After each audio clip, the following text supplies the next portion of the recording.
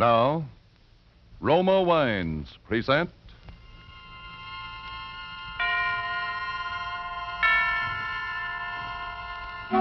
Suspense.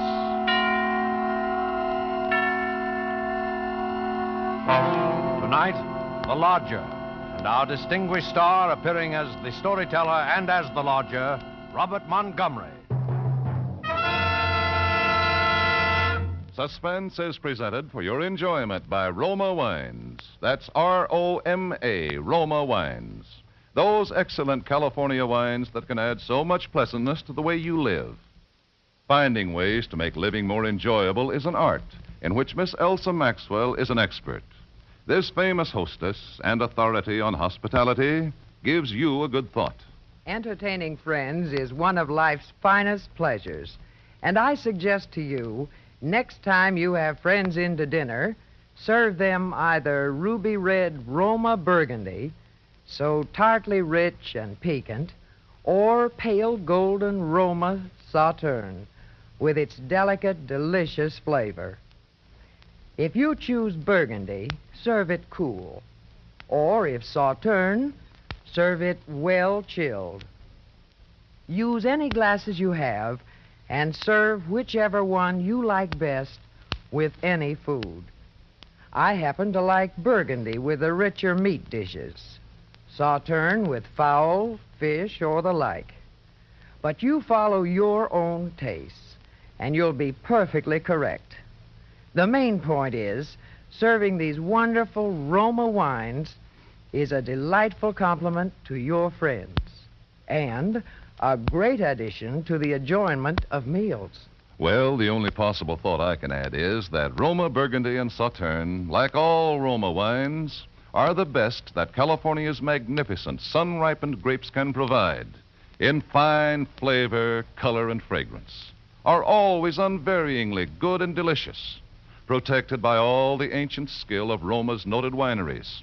Yet all this goodness is yours for only pennies a glass. Listen, more Americans enjoy Roma than any other wines. Roma, R-O-M-A, Roma wines. Yes, right now a glassful would be very pleasant, as Roma wines bring you Suspense. This is the Man in Black, with a few words concerning London in the year 1888. A London terrorized by the fifth in a succession of recent murders. Murders of young, attractive women. The unknown killer at large and little else absorbed the horrified imagination of the great city, of all those in fine quarters and all those in small, grimy houses, as, for example, Ellen Bunting. Ellen was no different from all the other middle-aged housewives dwelling in squalid Whitechapel. She knew all the known facts of the case. As that artful storyteller, Mr. Robert Montgomery, will tell you, Ellen knew it was quite proper to refer to this wielder of the knife as the Avenger.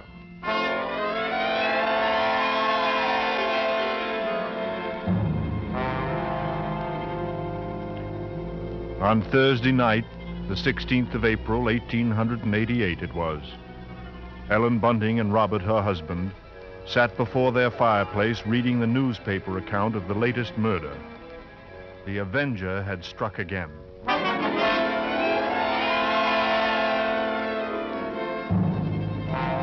As Ellen expressed it, he might be anybody.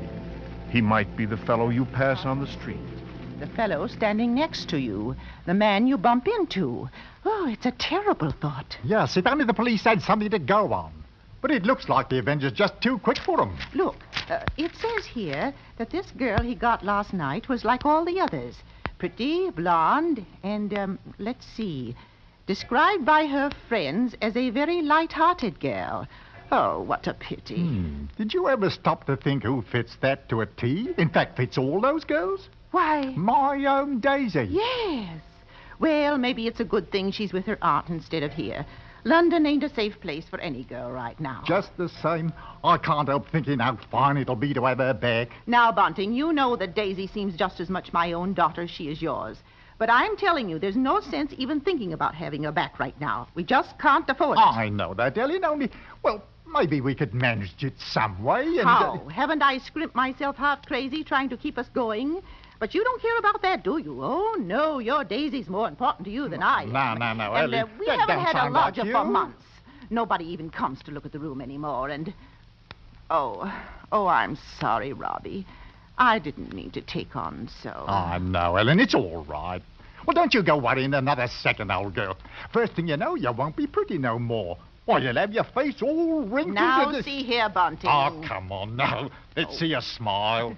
Come on, just one. Oh, leave me alone. I won't have... Oh, get on with you. Now, who do you suppose that could be? Awful late for visitors. Bunting. Do you think it could be somebody looking for rooms? Why, it might be. You want me to go to the door? No, I'll go.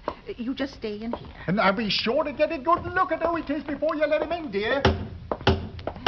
I'm coming. Why, I do hope that it's... Yes, sir? Is it not true that you let lodgings? Yes, sir. Won't you come in, sir? Thank you. Could I take your cape, sir? There's no need. Now, I am just looking for a quiet room. It must be quiet. Oh, we have that, sir. Above all, our house is quiet. Your bag, sir. May I take it? No. I'll hold it.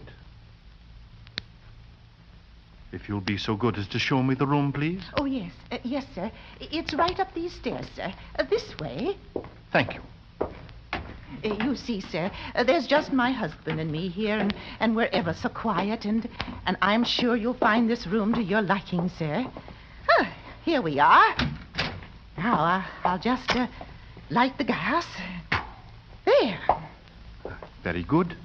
It is pleasant, isn't it, sir? And there's not many rooms with such pretty pictures, are there now? We have had them in the family for years, sir, and we're... Pictures interest me very little. You see, what really impresses me about the room is the very simplicity of it. The bareness. Yes, sir. It's not at all crowded, is it? It will be quite suitable, Mrs. Bunting, sir. Mrs. Bunting. You see, I do a great deal of reading in my book here. The Holy Bible. Yes, sir. And please, sir, let me help you with your luggage. No. Don't touch it. But I only wish... You only wish to help, of course. You must forgive me, Mrs. Bunting. It's just that I'm so very weary. Of course, sir. He bringeth them to their desired haven. Beautiful words, Mrs. Bunting. Indeed they are, sir. And now at last, I have found my haven of rest. Yes, sir. Then you'll be taking the room? Yes. I shall pay you 30 shillings a week. This is satisfactory? 30... Why, yes, sir. Yes, sir, that will be quite all right. Good. My name is Sleuth, Mrs. Bunting. Mr. Sleuth. S-L-E-U-T-H. Think of a hound, Mrs. Bunting, and you'll never forget my name. 23, 4, 30. 30 shillings. Thank you, sir. And would you be wishing anything now? Supper, tea? Nothing, thank you. Good night, sir. Good night, Mrs. Bunting. You have... Stop it! Oh, yes, sir. What did I do? That song you were humming. That music. But Music, Mrs. Bunting, save that expressing the majesty of God, is an accompaniment for irreverent gaiety and an instrument of sin. Yes, sir. And you assured me your dwelling was quiet. But it is, sir. Believe me, sir, I didn't mean any harm. Of course. I'm sorry, Mrs. Bunting. I fear I spoke sharply. I don't wish you to think me rude. After all, you have been so kind, so considerate. I hope I know a gentleman when I see one. Thank you. Thank you very much. And on second thought, perhaps a bit of bread and butter would be pleasant. Bread and butter? Certainly, sir. I'll have it in an instant.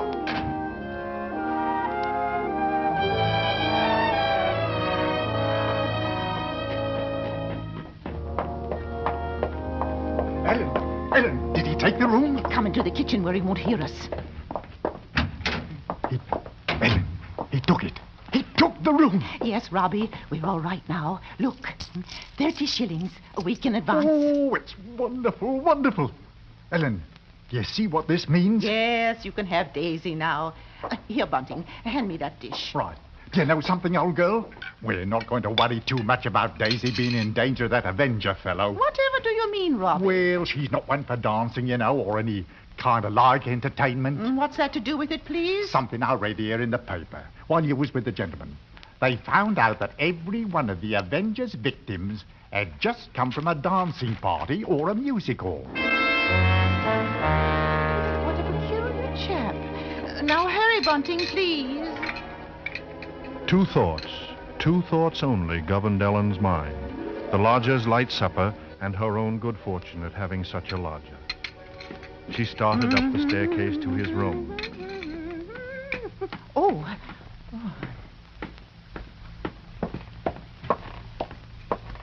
She hath cast down many wounded from her. Yea, many strong men have been slain by her. Come in, and to know the wickedness of folly. Why, mister, Yes, what is it? those pictures, those pretty girls. You've turned all their faces to the wall.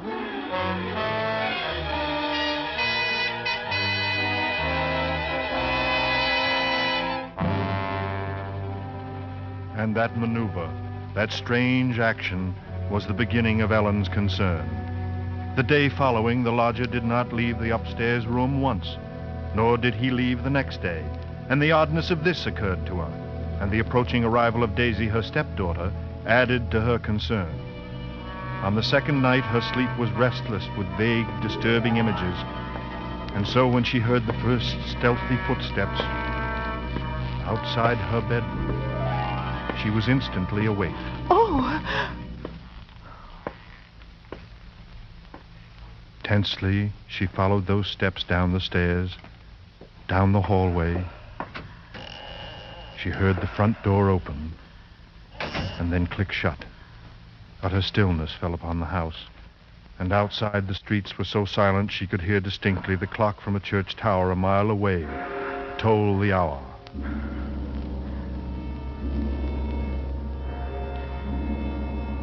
In her troubled fancy, she pictured a long figure plodding through the deep fog, moving quietly, stealthily, searching, stalking, finding. When, soon after, she heard the lodger return, she sought to quiet the horrible dread which had possessed her.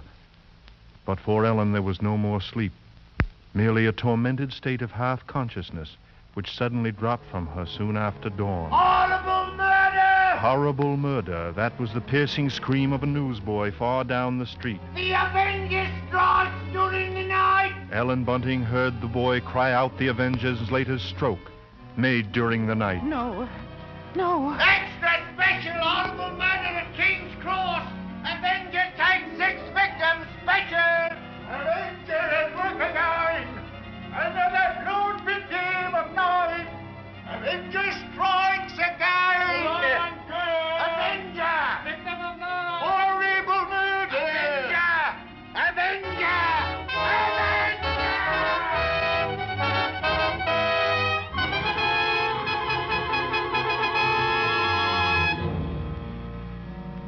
Ellen's first glimpse that morning of the gray-faced lodger brought the sleepless night's terror full to the surface. But on the next instant, she saw the pitiable, helpless weariness in his eyes, and curiously, the terror began to pass. She found that she was hoping desperately that her fears were unfounded. To lose 30 shillings a week, perhaps because of a mistake? No. She must be certain, before she spoke to a soul. She knew that there was one thing she must examine, the lodger's single piece of luggage. What could it hold? Not much in the way of clothing, surely. It was too small, too narrow. It was more like a case. A case for a knife.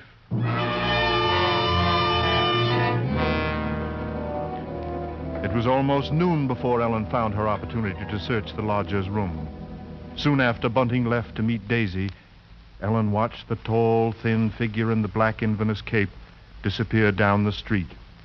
And then she rushed upstairs and into the room.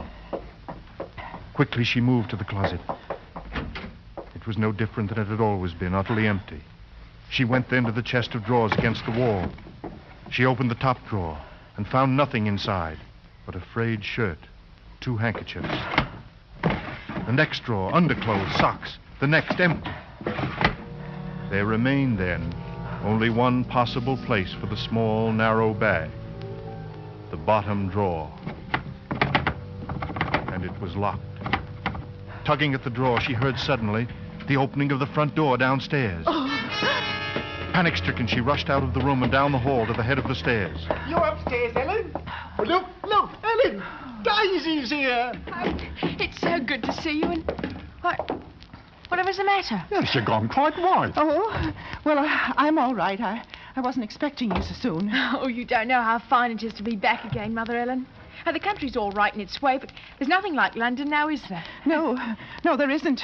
Well, as long as that Avenger's about, I can see we're going to have to do something to keep this young lady indoors, London or no London. Don't you worry. Mother Ellen will see to that. Well, Daisy, I might as well get you settled. Oh, you see, Father, what I tell you.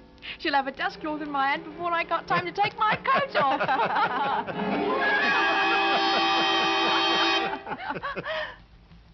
Mr. Sleuth. Mrs. Bunting? I see my door is open. We was just leaving, sir.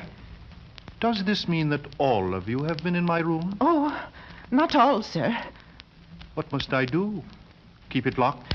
But you see, sir, I was just tidying up a bit, and Mr. Bunting, he brought his daughter up, sir. She's just arrived. This is Daisy, sir.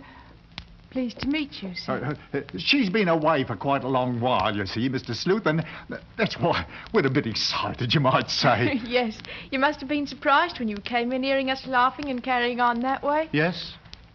Yes, I must say I was. However, Miss Daisy, there are all types of joy, are there not? Yes, I'm sure there are. The despicable evil joy of the abandoned and the divine happiness of the blessed. A vast difference, that. You do understand me, don't you? Why, yes, sir. Yes, Mr. Sleuth. I devoutly hope so, Miss Daisy. Nowadays, there are so very few young women like yourself who do. All women are placed on this earth filled with evil. They therefore must struggle constantly to find the paths of righteousness. Why, Mr. Sleuth, you mean a girl's not to enjoy life at all? Not to have fun? Frivolity, my child, is the devil's breeding ground. All his implements are there. Pleasure, impropriety, the temptation of music, dancing. Oh, that's crazy. Why, there's nothing I like better than an evening of dancing. You dance?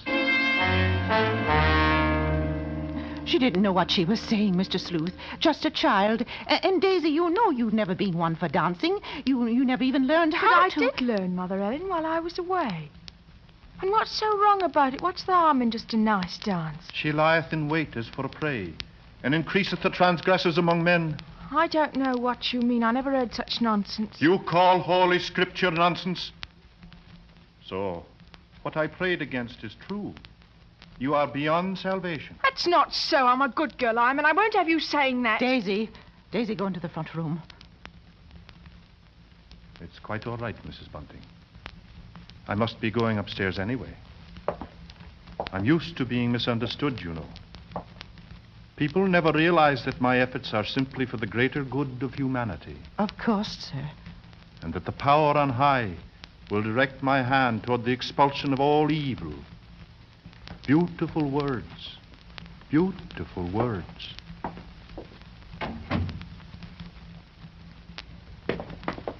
Daisy, listen to me. Yes? I've got to tell you about... About what, Mother Ellen? Nothing. I've got to go out for a while. I'll be back.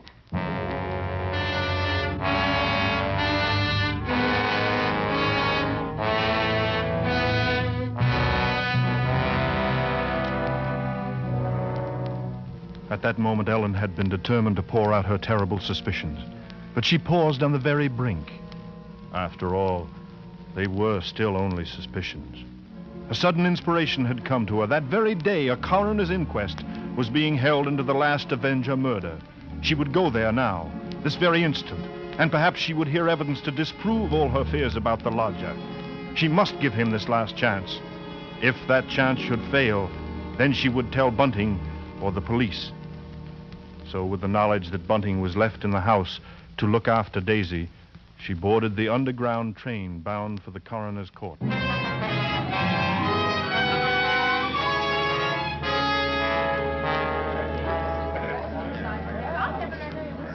Ellen, seated at the rear of the inquest room, listened to each of the witnesses, and from one of them she found the first hope she had known for many days.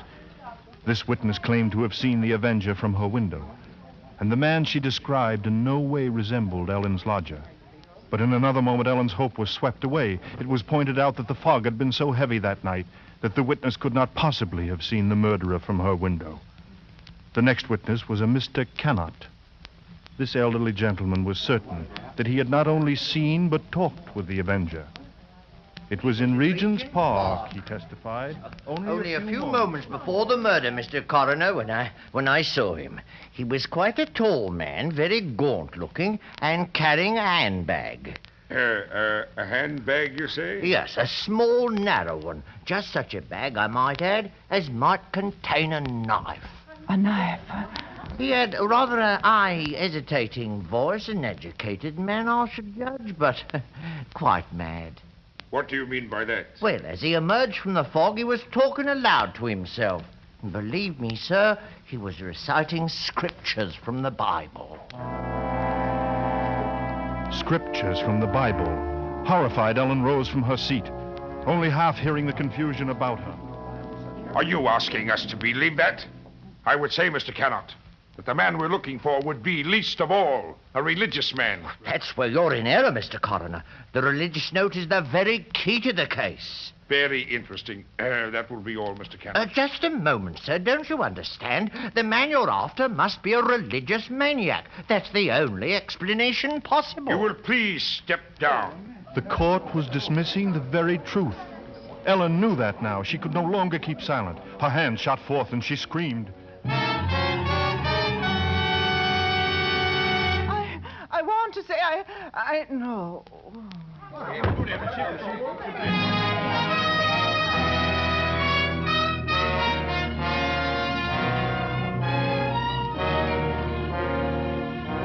On the verge of speaking, she had fainted.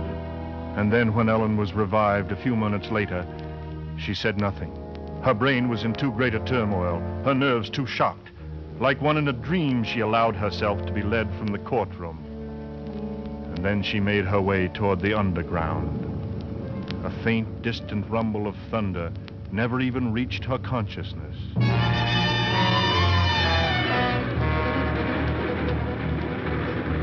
And she was barely aware of the grind of the wheels as her train pulled away from the station. Then, with the force of a mighty blow, the full realization struck her. No doubt any longer. Mr. Sleuth, her own lodger, was the murderer. He was the Avenger. The Avenger. The Avenger. The Avenger.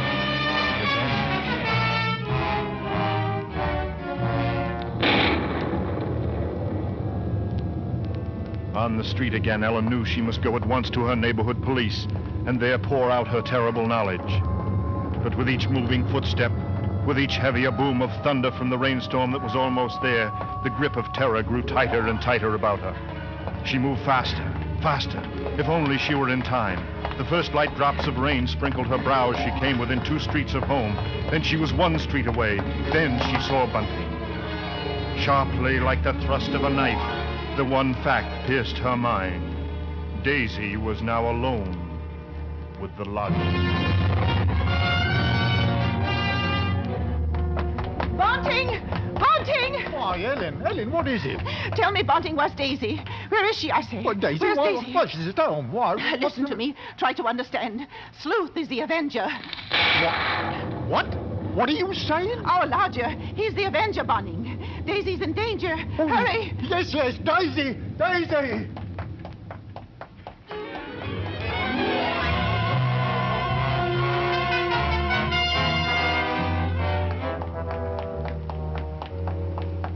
Here we are, Bunting. Daisy! Daisy! Daisy! Where are you? I'll look in the kitchen, Bunting. You try the sitting room. Daisy! Daisy! Where are you, Answer me, Daisy! Daisy! Oh, yeah, let's try the bedroom. Oh, she's not there. Oh, what about the dining room? I looked. She's not there. She's not downstairs. Then there's just his room.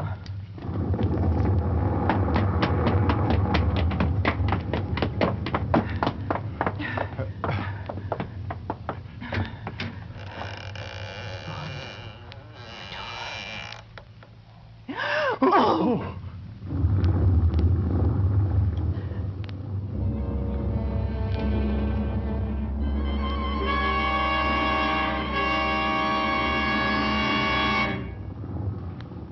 If I forget thee, O Jerusalem, let my right hand forget her cunning.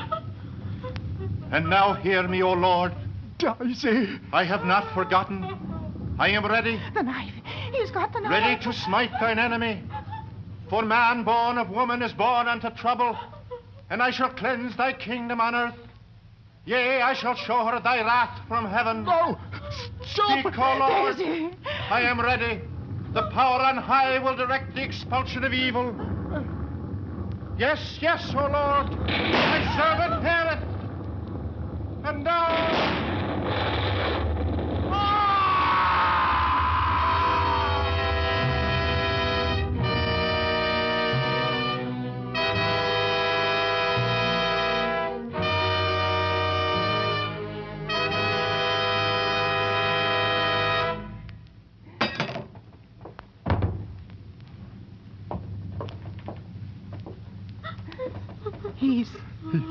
He's dead. Daisy! Come to me, Daisy! Oh, thank heaven. Yes, thank heaven. Vengeance is mine, saith the Lord. And his word burned like a pillar of fire.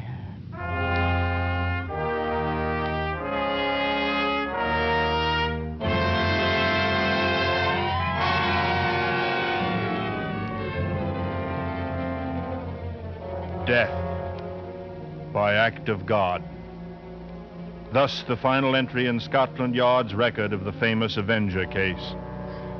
Yet, curiously enough, there were those at the Yard who were never quite sure, never entirely convinced that Mr. Sleuth was indeed the Avenger, any more than Mrs. Belloc Lowndes, who novelized the case, was convinced.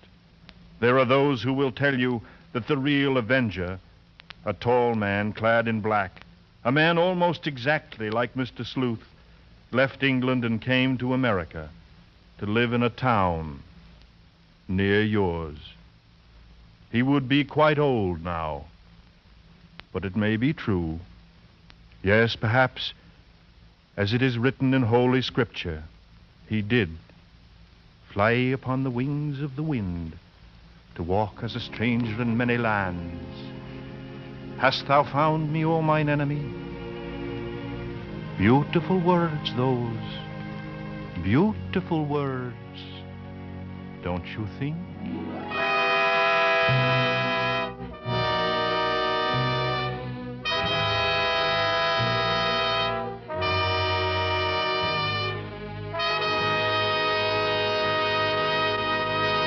And so closes The Lodger, starring Robert Montgomery, tonight's study in Suspense.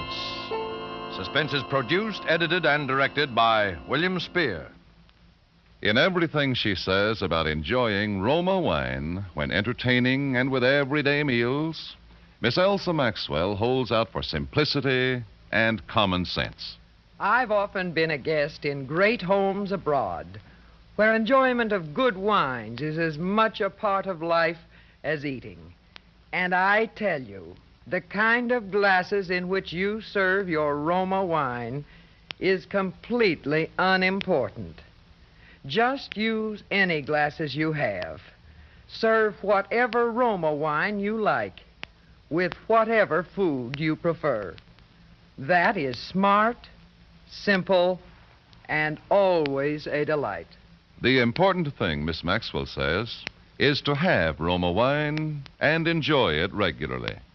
Roma wines are California's finest, always extra good, unvaryingly fine in flavor and quality, yet only pennies a glass. So don't miss this simple, easy, enjoyable addition to daily living. Remember, more Americans enjoy Roma than any other wines. Robert Montgomery appeared through the courtesy of Metro-Goldwyn-Mayer, to whose studios he has just returned, having been ordered to inactive duty after 3.5 years' service with the United States Navy. He will shortly begin work on the production, They Were Expendable. Next Thursday, same time, you will hear a radio play based on the RKO picture, The Brighton Strangler, with Mr. John Loder and Miss June Dupre as your stars of Suspense. Presented by Roma Wines, R-O-M-A, made in California for enjoyment throughout the world.